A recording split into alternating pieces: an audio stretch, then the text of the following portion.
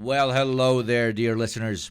After over 2 years of never missing a recording, we finally had a scheduling conflict that we couldn't work around. So, as a little treat, we're making an exclusive episode available for everyone. This is just one of many bonus episodes available for patrons. So, if you like what you hear, consider supporting the show on Patreon to get access to our entire back catalog of premium slop. Thank you all for your support. We truly couldn't do this without you. Without further ado, enjoy this unlocked bonus episode. I was just complaining. As always, JT and Hugo have my best interest in mind, so they tell me about things that I need to be getting or doing, and the links stay open for fucking 7 months, and I suffer because I don't listen to the fucking advice they give me. Right, the echo bullshit of my mic. Maybe to the people listening, it's not that bad, but for me, I absolutely hate it. So I have to do this stupid pillow fort as if I'm 4 years old around my mic, and it barely works. And JT sent me a link for some audio. Acoustic blankets, acoustic blanket curtain shit 8 months ago, right? And Hugo sent me all the stuff that I need for the new mic that I've been hoping to get, and I haven't taken a look at it. And I was bragging to you about finally getting a desk. The people who delivered this fucking desk damaged the corner. No. Right? So it's there's a bit of broken wood that sticks out that I can cut myself on basically each time.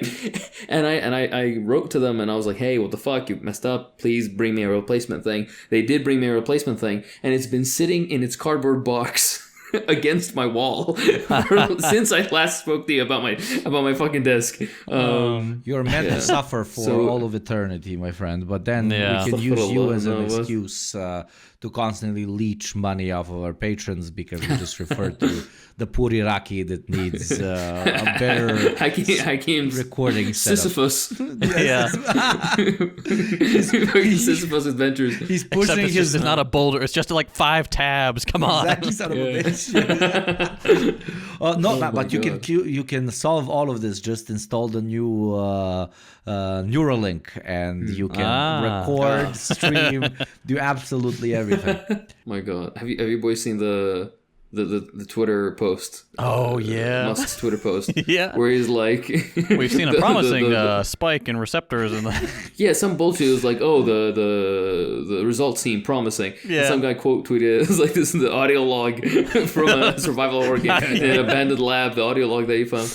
Oh my God. The flesh puppets shall get used to the chipping at one point. God, but imagine this, probably knowing Didn't all him. the monkeys die? Yeah, knowing him, how he upsells everything. He has premium versions and very cheap versions of everything he sells. There's probably going to be a Neuralink with ads. Just imagine that fucking shit. You're just walking down the street. You get the O'Reilly jingle. Do you know that you can get a new VPN for $9.99 in Hakim's voice? No, fuck you. I'm gonna give a shout out. Actually, I'm gonna give a shout out to one of our favorite patrons, Andrew. Actually, should I say Andrew, and beep out his last name? Yeah. Andrew is a fantastic patron of ours. He's in the Habibi tier, so we talk with him monthly, and even more than that sometimes. And I remember he once added me. People at me for medical advice all the time on the Discord. I kind of started that trend. If I can tap myself on the back. Yeah, exactly right. And by the way, sign up to the Patreon. You get what's it called? The Hakim Socialist free medical plan. Yeah, exactly. But so at one time at 3 a.m, he asked me, and I just happened to be up or trying to fall asleep. So I checked my phone, thinking that somebody might actually need my help. So I go and I check it out, and it was like, oh, sometimes I have difficulty. I'm geo-restricted, and that really does suck. But with Atlas VPN, it's the fucking readout of my Atlas VPN readout. He typed out by fucking hand and sent it to me. We love you, Andrew. It's like never stop. I've induced PTSD from all ads that play on any socialist content, including mine, in a few that I can score. Hey, sponsors listening to this, but no, because you know you're watching a very serious topic and you're just expecting it to drop in from some point. But hey, Marx was wrong. The capitalists aren't going to sell us the ropes we will hang them with. The capitalists will sell us the VPNs we will hang them with. My God. Oh my God, we're never gonna receive another VPN sponsorship ever again. But we love you guys. No, unironically, some of these are good products. I got the hookup for you boys on Raid Shadow Legends. Don't worry. Holy fucking shit! Give me that shit immediately, man. No, boycott. No, with that you rip off the gamers, which are de facto Nazis. So it's a win-win. Actually, yeah. Hold on, no. What you do is you take the money and then you leave a little note at the bottom and just be like, don't fall for this. You're like blinking in Morse code, do not buy. Exactly. Yeah. But imagine with the Neuralink, you're just walking around and you just want to get on the bus and you want to pay with your Neuralink and then you have to watch a 3-minute video about Raid Shadow Legends. Why did you play Raid? Do you want to remember the face of your dead mother? Watch this 30-second Prager you had. Fucking Dennis Prager just slapping his balls against you. Neuralink reads that you're getting depressed and immediately it's like, have you heard of BetterHelp? A new way for you to... Oh my God. Yeah. 12 Rules for Life has been added to your cart on Amazon. This is a cursed timeline. Why did we end up with this timeline? Why couldn't we have gone to the moon again? You automatically subscribe to Hustlers University, or whatever the fuck it's called. No, I just want to subscribe to Hustlers. I want naked chicks, not the fucking... No, sir, you have already subscribed to Hustlers University. Thank you for subscribing. I just want boobs, goddammit. And it hears you, and it just shows you a screenshot of Andrew Tate's pecs, like it just keeps popping up in front of you, and you're just trying to have a normal Thanksgiving dinner with your mom. It plays that clip where he's like, so you just get up, you go to your job. The one where people know what I'm talking about. Yeah. Well, there you go. Friends, dear listeners, rush to your nearest Best Buy or Radio Shack and get your Neuralink installed absolutely for free. You just have to sign on the dotted line that you won't sue when your brain short circuits. But make sure to use Neuralink.com/thedeprogram to get 20% off for your state-mandated Neuralink. For your first lobotomy. Remember, it's socialist if you got it from a socialist podcast.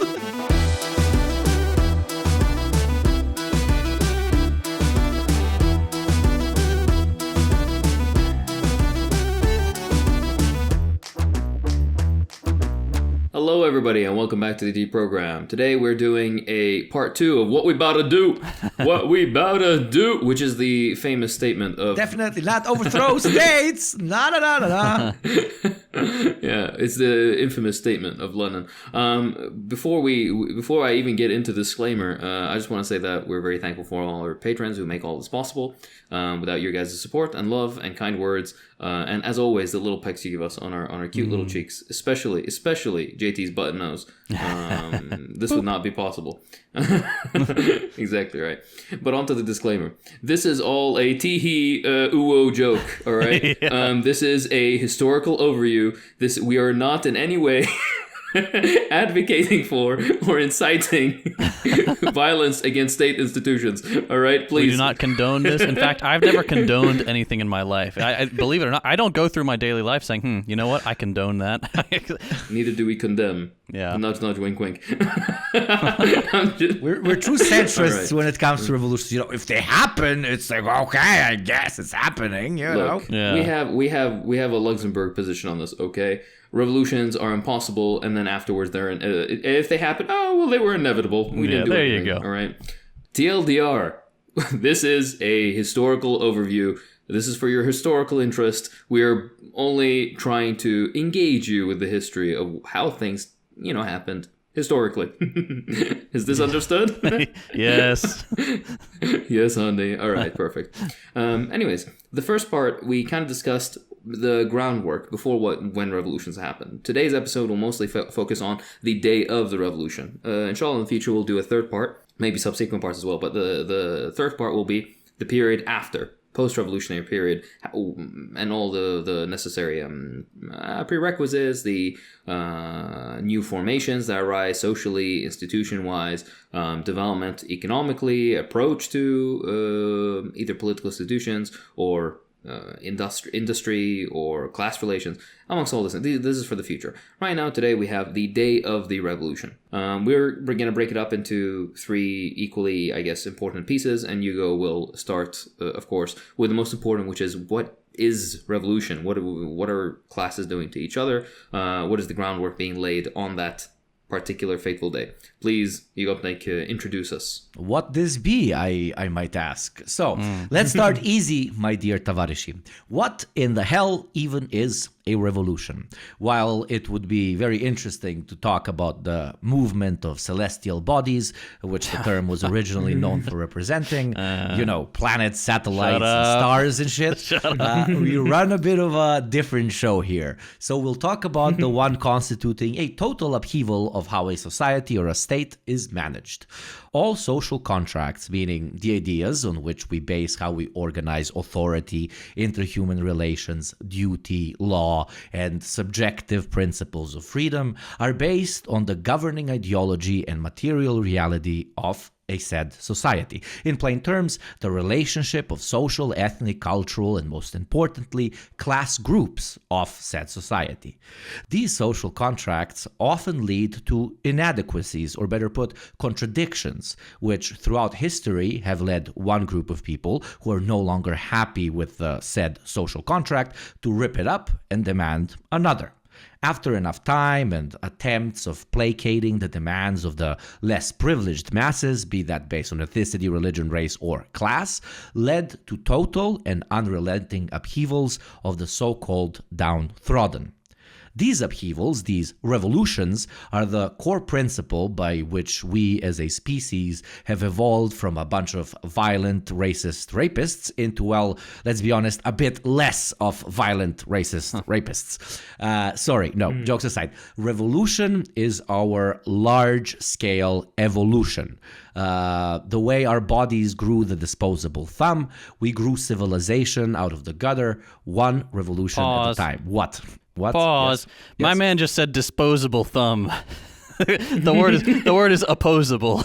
Oh my God! What the fuck? Let me get rid of this. I've used this one today. I always thought it was disposable thumb, son of a bitch. Oh, and I was sounding so smart for a second. You were there. Vibing too. You were. God damn it! Okay, opposable thumb. Sorry, native English speaker. Yes, I'm using this card, motherfucker. Okay, now this is a very broad view on what revolution is and what thumbs are. I still think it's disposable, but it's okay. Almost a bit of a romantic view towards it to an extent. But there is one key line that is written on every banner, every sword, every cannon ever fired in the name of change. And that, brought down to its very core, is, as we mentioned earlier, class. All of history is class conflict. Might be the single most universal analysis of what has both greatly hurt but also launched our species into what we are today. The slaver, the aristocrat, the bureaucrat, the capitalist, the worker, the peasant, the lumpen, and so on and so on. Classes have realized their position and clash with their opponents since the first day one man told two other men to smash a fourth guy over the head with a rock in exchange for some carrots. And since the carrot killers of old, we have thrown out one parasite class after another, sometimes less successfully than we would like to admit, but it has led us, at the end of the day, to this point. Good old capitalism, where the main two opposition forces we now see in front of us are between those who own, capitalist, bourgeoisie, leech, call it whatever you want, and those who work for them, the proles, the workers, the schmucks, call it whatever you want. Of course, other classes continue to exist, from the lumpens to the peasants and the petit bourgeois and so on, but it is the main and overarching contradiction that the capitalist class cannot exist without exploiting the labor of its workers that is the main call to action for all socialists. But how does that happen? This socialist revolution thing. Well, based on the material and ideological reality of the moment of the revolution, it can look a lot of different ways. To put it very, very simply, the only thing we can do in this conversation, which is, as Hakim said, only talking about history and philosophy and so on, without turning this into a LARP, an incredibly enjoyable LARP, by the way, but still a LARP, is by checking out and learning from some revolutions revolutions of the past, which by themselves show us just how diverse they can be. Let's start with who does this revolution thing. Does it only have to be one class that drives the whole train? Choo-choo. You want socialism, so it's only going to be proles that lead, manage, and execute the whole thing. Well, some examples tell us no, not really at all. The Chinese Revolution, for example, tells us that class collaboration, in this case between the proles and the vastly outnumbering peasant classes, can unite under mutual class interest against not just a common foe, but a class which de facto turns both of them into the underdog. A collaboration which does not stem from the perspective of the enemy of my enemy is my friend, as the presence and proletarian interests align to great extents when it comes to the forming of a post-capitalist system. Natural class allies of sorts, if we can use that term. But it's also important to note that even so-called class traders, meaning people who act against the interests of their class, have often played key roles in class-based revolutions as well. Large-scale capitalists, honest with their regressive position in society, chose to use their vast power, wealth, and influence they have during revolutions to sometimes help them instead of stifling them. Arguably, at least to me, that's borderline fucking Jesus behavior because they have the most literally to lose. But that's a conversation for another time. Unfortunately, though, we see a lot more of the opposite. Reactionary dogs of the working people proudly allying themselves to their masters, either due to manipulation or misguided patriotic or religious fervor. The size of said organization that move a revolution forward also have been incredibly diverse. You have a sort of vanguard party, small in number pre-revolutions such as the Bolsheviks, who are led by the Marxist fervor and great knowledge of said hand-picked party, which grew into a mass-scale army at one point and defeated the whites, the Caucasians, no, I mean the white army, and protected the revolution from the fascists. On the other hand, you have mass movements in the literal meaning of the word, where in just their marches, the whole fucking ground would shake, such as the Chinese Maoist behemoth, or the different Cuban mass movement organizations grouping themselves into a cohesive revolutionary guerrilla army, an ideological movement in general. Basically, we had small parties, mass organizations, unified organizations, representative rebel groups, official state structures, guerrillas, and many other styles of revolutionary organization completely dependent. This is what our academic overlord Hakim always said, dependent on its own material conditions. But this is all organizing theory, blah, blah, blah, that takes place before or right before the actual fighting begins. And the actual revolution engulfs everyone. And for that, I give it over to the reddest man I know, Hakim-chan. Oh, yes. I'm only exceedingly red because of the butterflies you give me when you look at me with those beautiful Balkan eyes. Anyways, man, I'm throbbing from you just saying this, baby. Exactly right. Time to start the goon circle, boys. Yeah, bro. Not again. but like other people play like sexual content. We just like look at like Soviet posters and just fucking, exactly right. Man, look at the mustache, man. Oh. We play Yellow Parente. That's what we do. By the way, the Finkelstein voice quip of him just being like gooning, it's fucking on repeat in my head with this low quality fucking laptop webcam ass. Anyways, moving on. Legendary. This is a second disclaimer. This is a no-lar disclaimer. Generally, what we're trying to give you is the historical overview more than anything else. By that, I mean that this is not a blueprint for revolution. You cannot make a blueprint to revolution. Exactly. That's not how it works. Each different set of circumstances leads to its own form of organizations, its own form of relations between different classes, different political compromises, methods of seizing power even. The material conditions are the most important thing. You need to create a proper material analysis of your situation if you want to actually manage to go ahead and be productive and see results. This isn't just for concepts of revolution. This is for everything in life, really. You have to have a plan. To kind of like lay the groundwork for this, of course, you can think of the development of capitalism in Russia by Lenin, which was a fantastic work. The analysis of the peasantry and various class relations. I believe it was in Yunnan in China that Mao wrote on. For example, these are examples of this. If you want to take one step extra, then there's Batato's excellent work. The old revolutionary classes, the old The Old Classes of Revolutionary Movements of Iraq, I believe, is the book. It's, I think, like 1,000 pages or something. It is a fantastic behemoth of a work, of a beautiful example of class analysis that's done, particularly for Iraq. But moving aside from this, all right, how does stuff actually pop off, as the kids say? This is building off of what Hugo Pink said. Depending on the sorts of organizations and the forms of dual power that are currently in place, many different roads can be taken, all right? From most of early socialist history, before the success of revolution, this is particularly Soviet-era stuff, there used to be clandestine underground methods or activities, which were developed particularly to distribute propaganda because there was a very strong secret police presence that would monitor the usual places that people would receive this sort of information, right? You couldn't beam this information directly into something in their hand like you can do nowadays with the internet. You had to specifically go to a factory floor and read out a newspaper out loud because the vast majority of people are illiterate.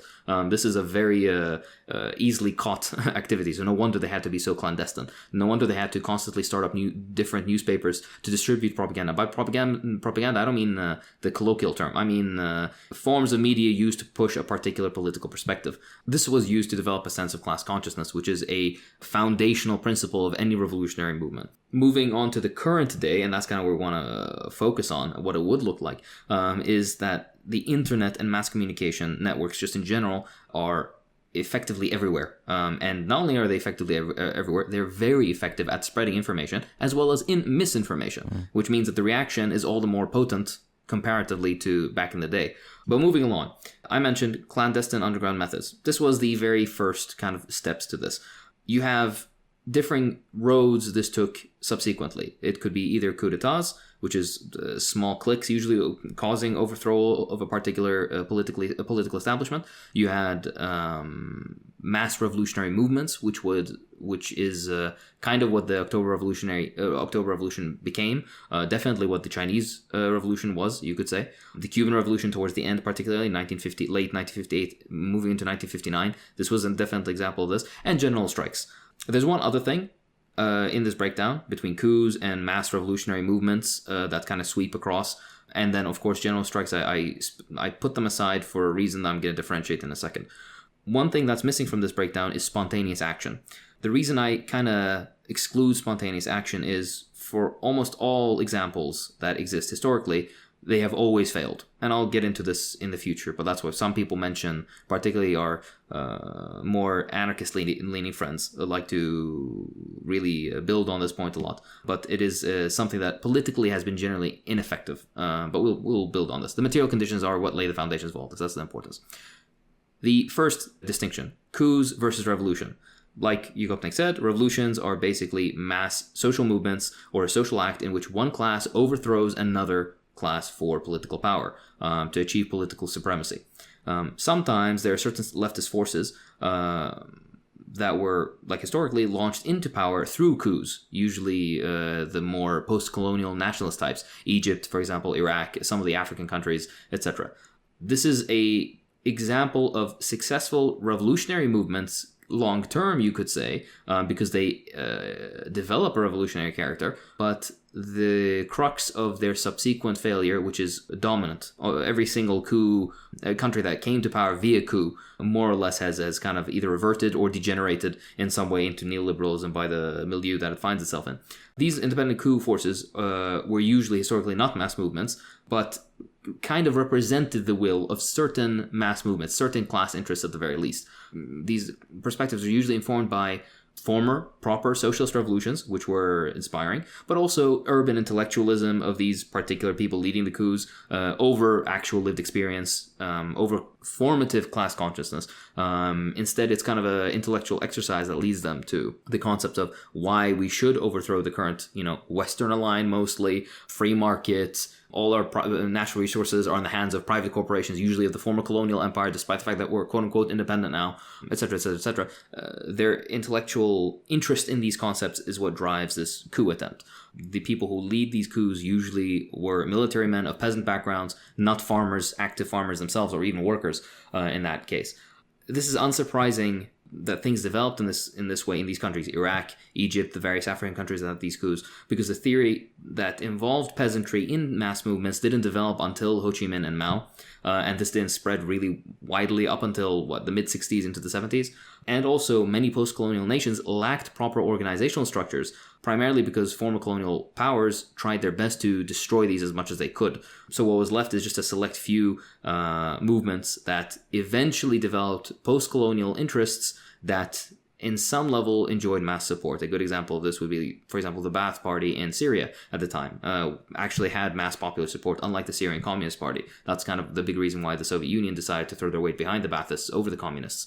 Which some people are like, oh, revisionist, blah, blah, blah. I was like, yeah, but also the Syrian Communist Party is like 40 dudes, mostly like university professors and like lawyers. Meanwhile, the Ba'ath Party has like cadres in all the factories and all the fields, Anyways, this is a different story for a different day. Coup movements in general, blankist movements or coup movements, however you want to describe them, are less attractive because they don't genuinely represent a class-conscious political trend within society, but as mentioned before, these intellectual convictions of a select few people who got the opportunity to change things, usually via, being young military officers with like-minded peers.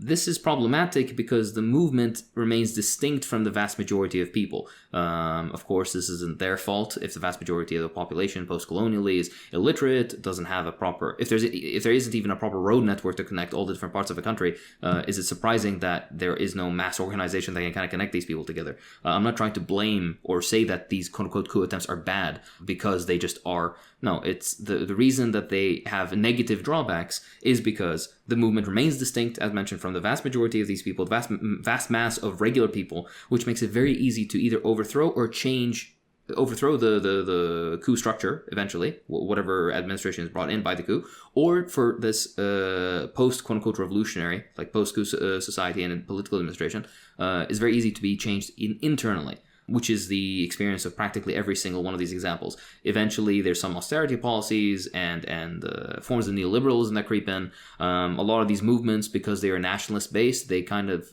tend to have a class collaborationist approach as opposed to focus on class struggle, which allows for a certain level of national bourgeoisie to grow unchecked, which then eventually allows them to exert their own influence on the government, which then can slowly morph it from like some quasi-socialist development with nationalized industry, blah, blah, blah, towards other interests. This, of course, is also met with severe restrictions by the international environment. Usually the West, former colony companies or conglomerates that own natural resources, geopolitical and foreign policy interests of the United States and their allies against these countries. These things kind of also play a very significant role. But this is talking a lot about coups, which is not the way things are meant to be done from the Marxist perspective, but I did have to name them. When we move on to the next thing, which is mass revolutionary movements, these have really three general forms that we can talk about so far. And whatever example you can think of will fall into one of these three, okay? Revolutions, aside from these three general forms, have a base in mass support within society. So they are not coups. You see a lot of memes of people saying, oh, the Soviet, like the October Revolution was a coup, but this is a lot of Russian reactionaries always throw that at me. Not even reactionaries, liberals. That's like their favorite go-to.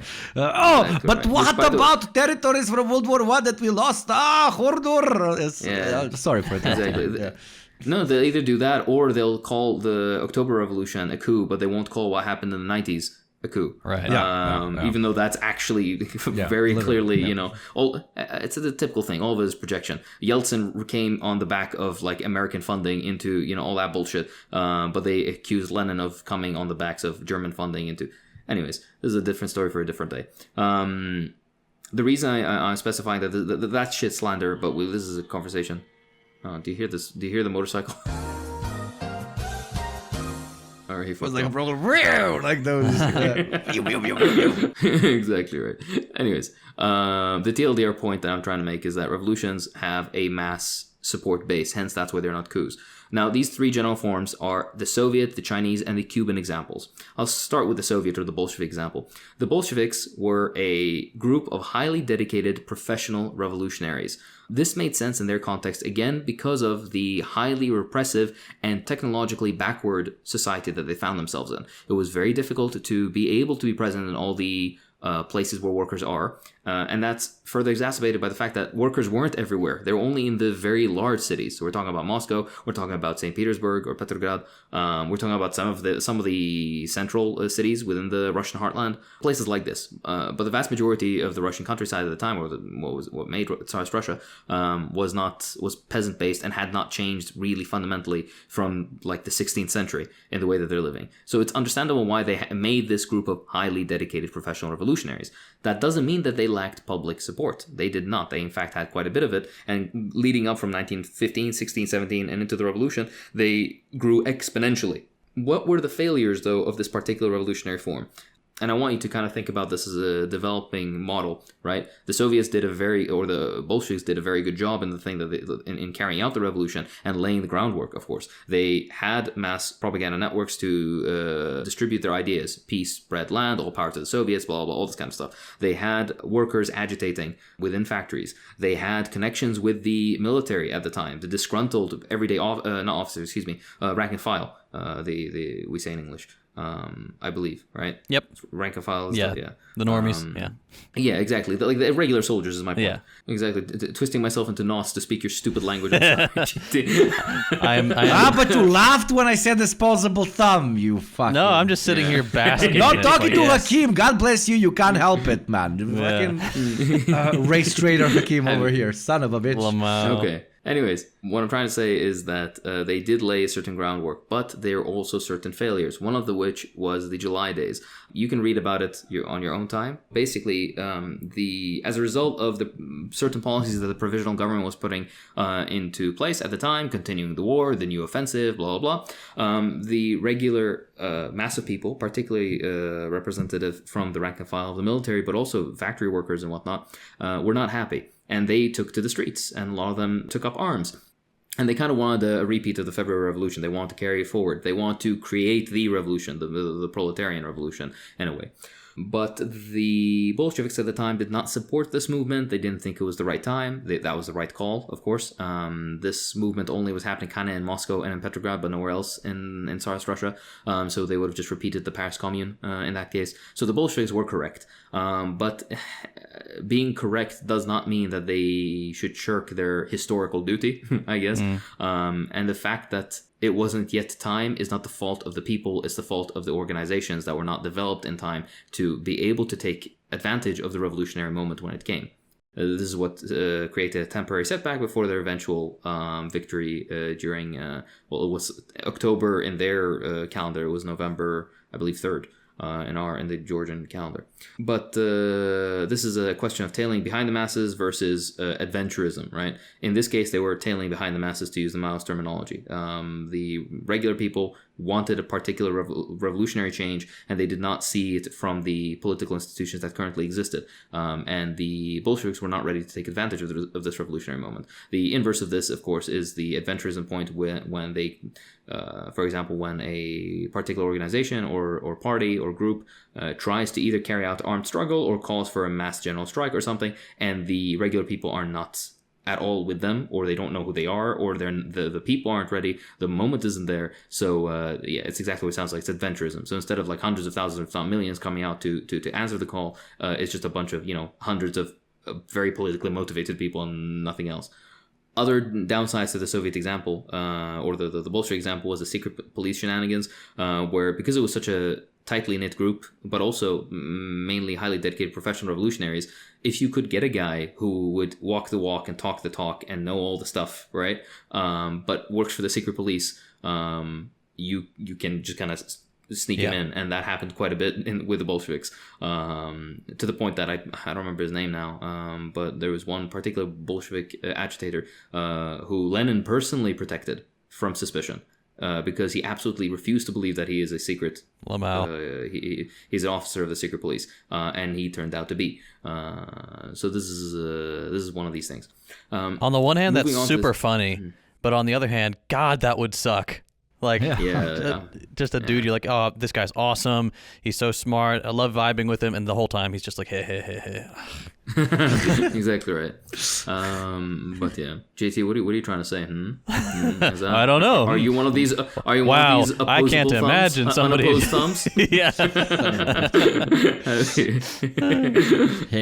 All right. Build a podcast, collect all the communists, get them all to guest on the show, and then drone strike all of them. Yeah. Exactly. And then you're sitting behind the window and you're like, sickos. Yes.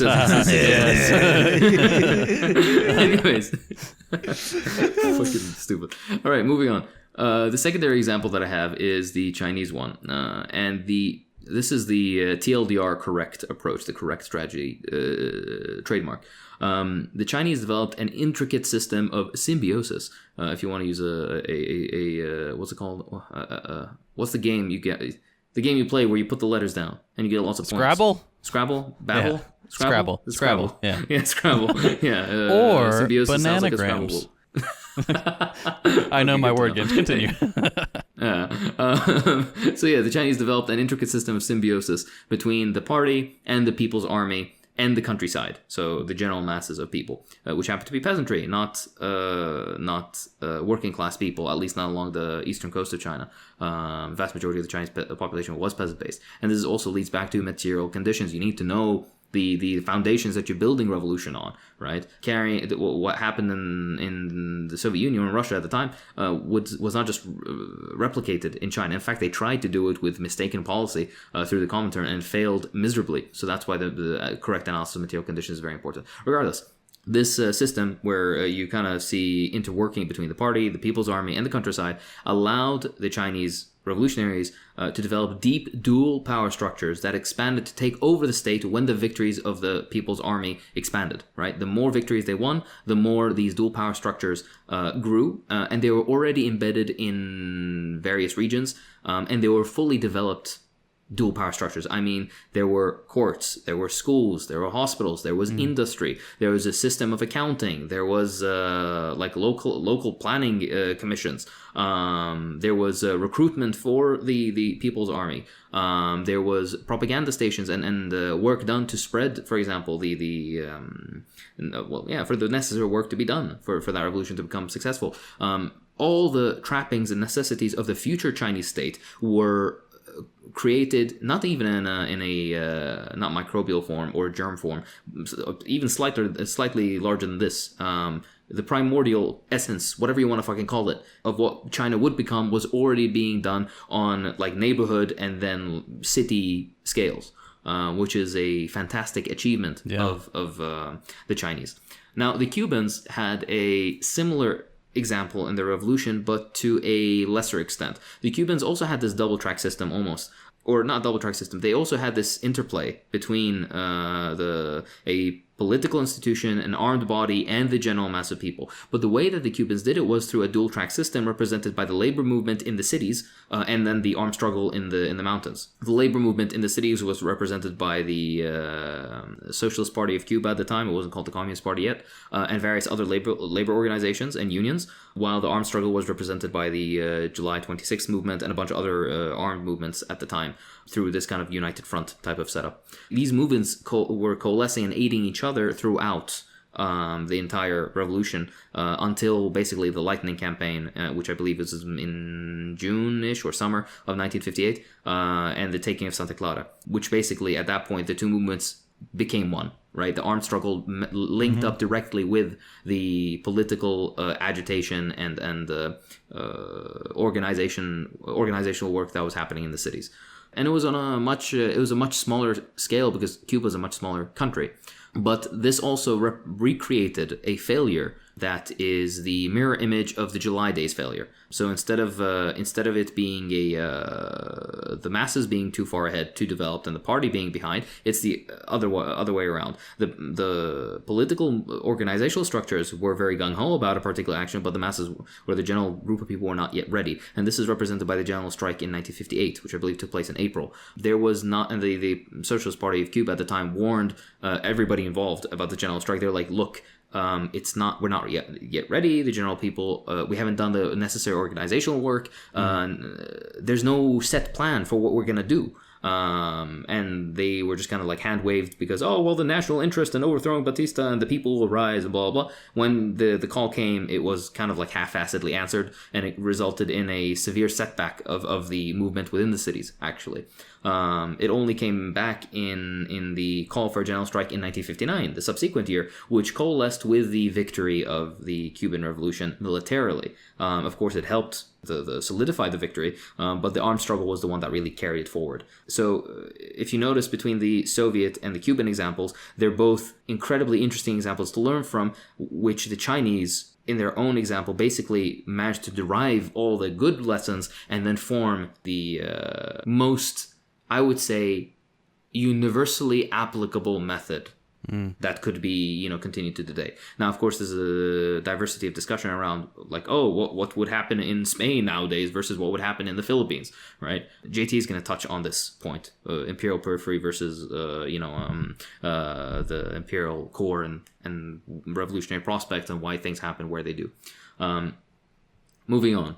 One note to make, and this is me linking back, because I talked about coups, I talked about revolutions, the various forms. Of course, there's way more to talk about, but for the interest of time, the third thing I was going to discuss, which is the general strike idea, which I mentioned. Small clique versus general strike methods, quote unquote, right? General strikes are very common. Even to this day, they're very common, but they very infrequently led to revolution. Why is that the case?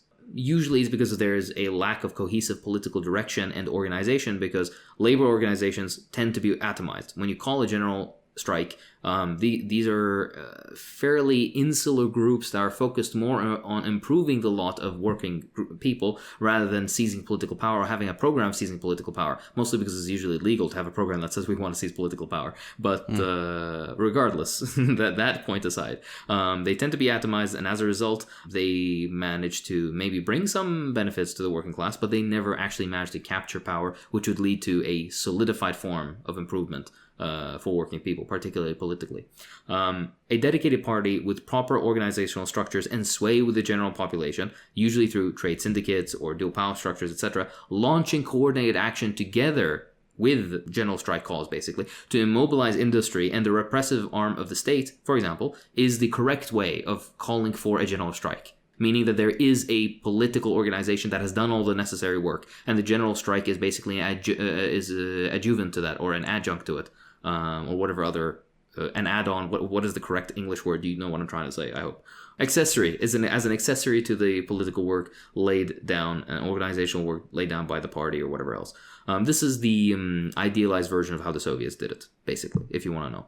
Regardless, when you compare the Vietnamese or the Chinese or the Cuban example, they did it through armed struggle, where they directly seized critical areas of entire countries. This way, they deprived, that's the word I'm thinking of, they deprived the central government and the current bourgeois ruling apparatus, or colonial or comprador bourgeois, whatever you want to call it, ruling apparatus, from their sense of income, from important material resources, either for arms or anything else, like feeding the populations of those particular cities, or feeding the army particularly, taking over areas that are important for example, shipping, either railroads or ports or things like that, critically important areas of airspace, for example. These sort of things were basically the Vietnamese, Chinese, or Cuban examples. The Soviet didn't do it in the same way. The reason I'm specifying all these different things is, again, material conditions. When we talk about spontaneous action, particularly whether related to general strikes or not, they have, if you really look at the record, have never been successful. Not one time that I've seen. The only thing spontaneity provides is usually setbacks for proper revolutionary movements, because it allows the revolutionary movement to show its cards to the repressive arms of the state, while they have all the power, which causes them to basically get fucked. Italy 1919 is the perfect example. A general strike was called. It was supposed to be in the support of the Soviet Union, but they didn't really think they could capture power. But the local factory committees began seizing their workplaces, particularly in Milan and Turin, and they started organizing their structures as if they've seized power, and they're hoping that this would continue. It was for a year and a half or 2 years this movement was going on. And the Italian socialist presidents didn't understand the criticality of the moment that they had found themselves in, and they were, as mentioned before, tailing behind the masses in this case. They were not as politically developed as the people had become. And if they had nationally coordinated this movement, then Italy would have eventually become a socialist republic, and in that case, then it could have changed the entire trajectory of the world. Because up until then, Italy would have been the most advanced economy to become socialist, up until East Germany at the time. But East Germany was directly after war. Blah blah. I'm not gonna get into more tangents. Mm-hmm. The reason I'm saying putting all this background information is I'm trying to let people understand that the question, how does stuff pop off, is incredibly difficult to answer, but it could take the form of, for example, as I mentioned with the Soviets, you have a dedicated party, proper organizational structures with sway with the general population through either trade syndicates or dual power structures of some kind, like the Soviets or like the People's Communes in China or whatever else. Launching coordinated action, usually as general strikes or other related actions, to mobilize industry and the repressive arms of the state, and then to eventually seize power. That's one example. Another example would be, as mentioned, the Vietnamese or Chinese or Cuban example, where armed struggle to directly seize critical areas of entire, or regions of entire countries, to deprive the repressive arms of the state or the central government of things they need to continue their fight, to eventually weaken them to the point of being able to capture power. So on and so on, to quote Zizek. But all this requires the fundamental pieces, which include, number one, proper organizational structures, which are usually informed by theory, so you have to read. Sorry. No. Number two, a connection with the actual mass of people, whether they're peasantry or nowadays it's mostly proletarian in the vast majority of the world. So with the actual working class of people, you have to have a connection with with them to be involved. And of course, the third thing is to have a proper analysis of the situation, which means to carry out the material analysis of what are your forces, where are your strengths, where are your weaknesses, what the proper revolutionary moment would look like for seizing power, and how do you prepare for that, and how do you help the preparation of the vast majority of people towards that point. Now we get to how the power is actually grabbed, how power is taken. It really depends on what route you're going. Are you going the Soviet or Chinese route? Because these are really the ones that are formed most concretely. The difference between these two is by the way, this is leading to stuff that looks like blueprints, and that's why I told you can never make a blueprint. I'm just trying to give you the historical view so you at least have a perspective of what I'm talking about. The difference between the Soviet or Chinese example is usually locations either within a strategic 2 or 3 cities, which is the Soviet example, or entire geographic areas with tens of millions of inhabitants, which would be the Chinese example. Material conditions, again, incredibly important. The underlying preparation for all of this is extensive planning and the correct, number 1, geopolitical analysis, 2, strategic plan, and 3, preparation and understanding of the class struggle and the laying the foundations for and being prepared for the revolutionary moment. To sum it up, you don't tail behind the masses and you are not adventurous. Lenin has a very nice quote on preparation, which I'll read out to you in part. He said, "Give me an exact count of your strength. Name the units which will definitely follow us. Which ones are wavering? Who is against us? Where are the storehouses of rifles and other military supplies? What can the enemy rely on in the areas neighboring Petrograd, for example, this city? Where are the food supplies concentrated? And are there sufficient quantities? Has the security of this bridge or other critical point of infrastructure been provided for?" He's giving particular examples in the quote. I'm omitting those for more general things. "Has the rear been prepared for retreat in the event of failure?" For example, this is around the July days, so this is specific details that he was giving because he wanted to avoid rash action, etc., etc. We can go into much more detail, and I'll kind of give you the thinnest layer of detail on this, and then you can read on your own further. Which organs of state are grabbed? That's what Lenin was kind of leaning on here for the July Day things. The point of revolutionary movements is to seize power, right? Overthrow one class, one class overthrowing another in order to seize political power. How do you actively seize political power? You need to, number 1, paralyze the old state machinery and then subsequently control it, take it over, and then use it for your own ends. Now, if we were to get into Marxist discussions of destroying and smashing the state machinery versus using it, well, this is a theory question. I'm talking about concrete things for actually carrying out the revolution. When I say paralyzing the old state machinery, this means controlling material flows, particularly military or arms or things that relate to the repressive organs, meaning, as mentioned, weapon storehouses, ammunitions, production centers for these things, railroads that bring this stuff back and forth. All all the necessary prerequisites to keep an army supplied and well run and able to carry out into the field. Not only armies, but also paramilitary forces, secret police, regular police forces. These are the usual things that are covered.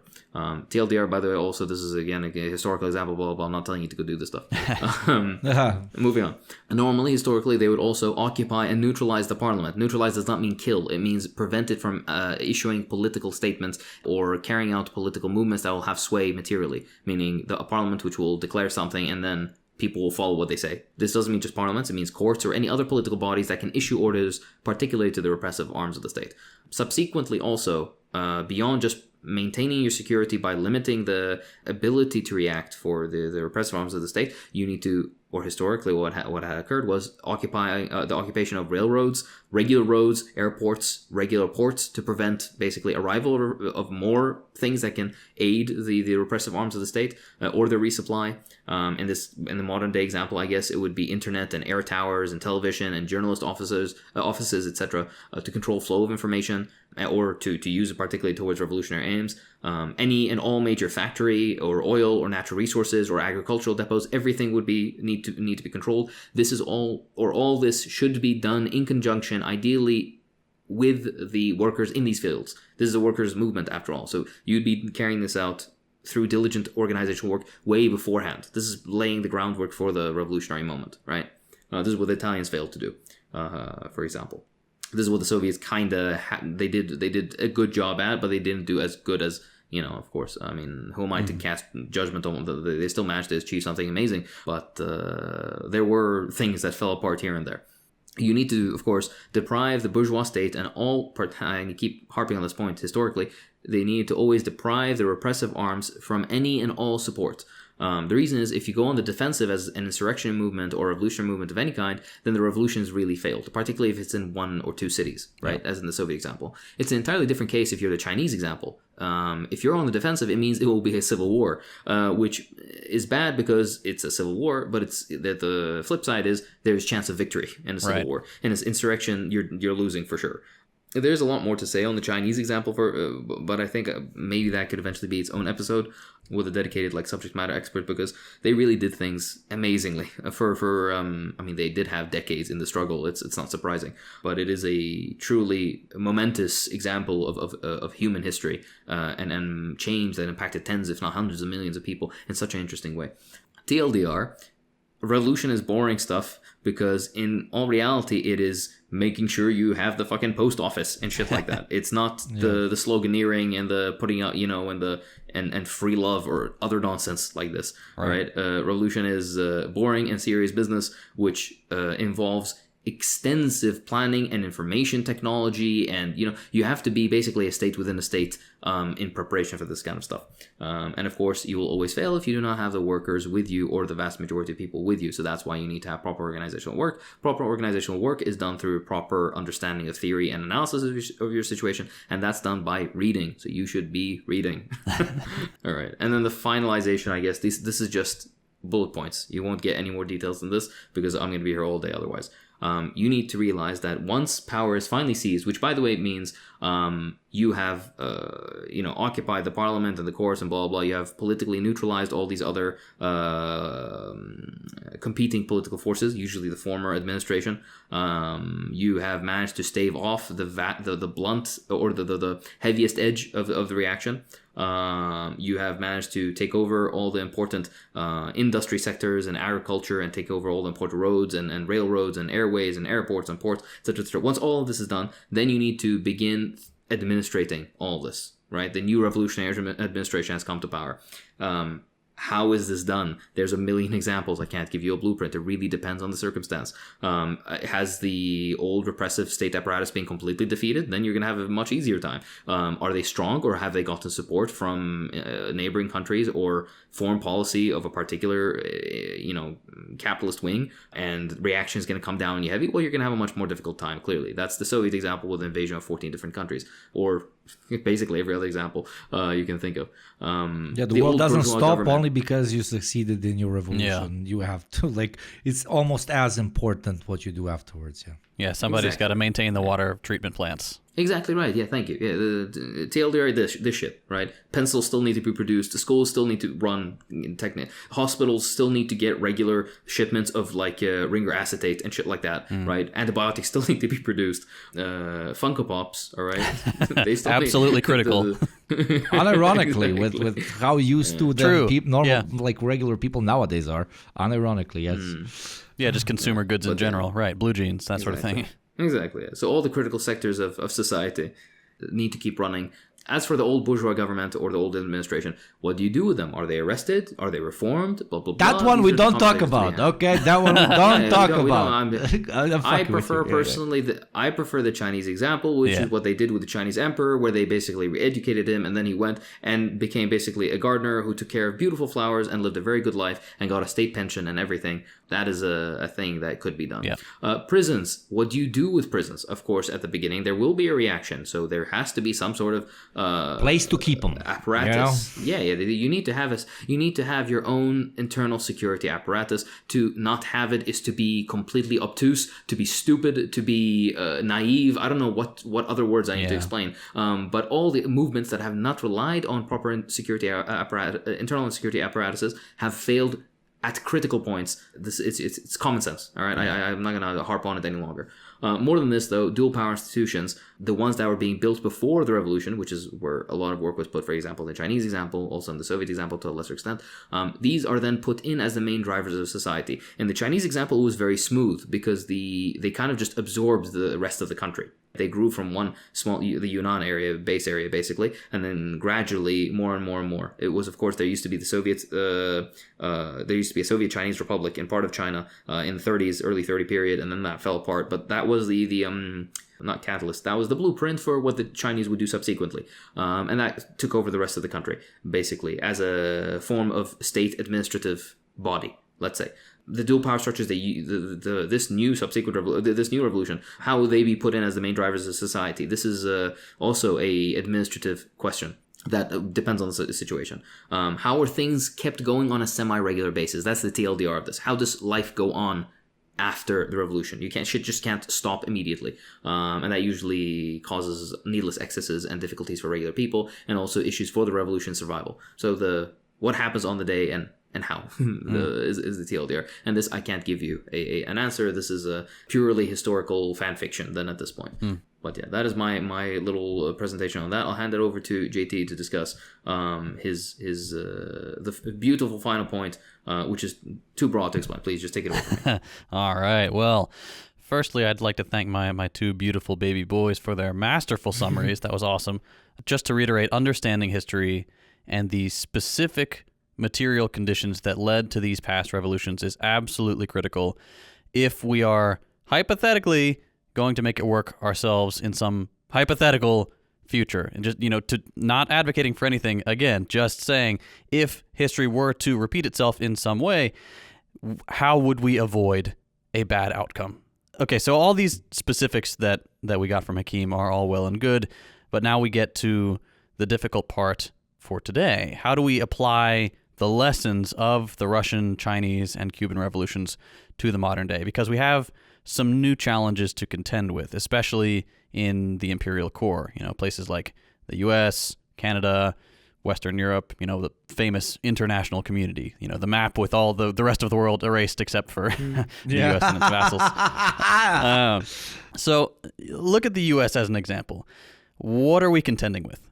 We got a couple problems. On the one hand, we have workers who are comparatively comfy. The people who say, at least my life isn't as bad as theirs.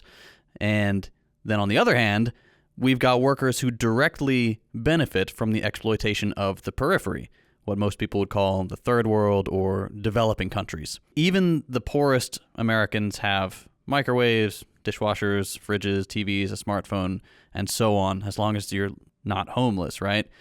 Why would they risk, and this is their logic, why would I risk my already precarious position when life could be worse? Comparatively, it's not so bad, right?